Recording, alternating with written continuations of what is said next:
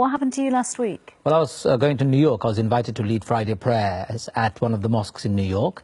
I was also due to lecture in a couple of events, and I was going to shop and see a few family members, including my niece, who I haven't seen for a long time. Yeah. When I arrived at the airport, after going through all the security checks and everything at the gates, a US official came up to me and said to me, "Your visa has been revoked, you can't travel." When I asked why, he did not say the reason. When I pushed him a bit more, he said to me, "Maybe you've done something wrong," and walked away with a smile on his face. Have you travelled to America before? Yes, I've been 4 times at least this year. Yeah. I've been given a 10-year visa. It's called B1 and B2 business visa, and you can go there as many times as you like. Have you ever had even the hint of a problem getting in? We know that the American authorities over there can be quite, how to jittery. put it? Yeah, about lots of different people. Have you ever had any problems either this end or that end? No, not substantial. I mean, there is one problem that we all face, which is called flying while Muslim. Wherever you go, you get extra security just because you're Muslim. You've come to learn to live with it. I understand that part.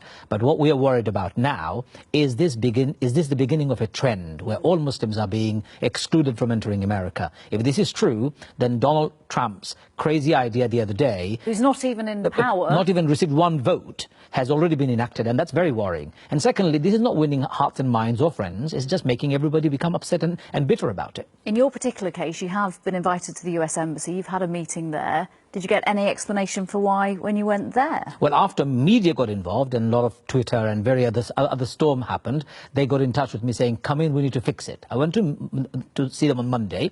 They didn't fix anything. They asked me, "This is your chance to give us your side of the story." What story? I asked them. I don't have a story. You tell me why you've revoked my visa. They could not give me a conclusive answer. It's vague. You know what they said, which is very strange? They said, "We will investigate. We may come to you, we may not come to you. The only way you can find out is by applying for another visa and knowing whether you can go to America ever again." To me, that is crazy. You can't behave like this. You cannot treat ordinary people like this. They're saying one simple thing.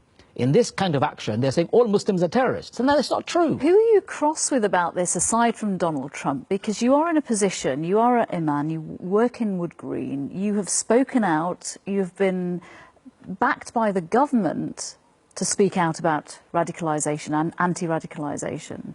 Well, I'm not sure about backing of the government, but I certainly have spoken out. I'm living with a death threat now from one of the extremist groups because I've spoken out after Lee Rigby's murder.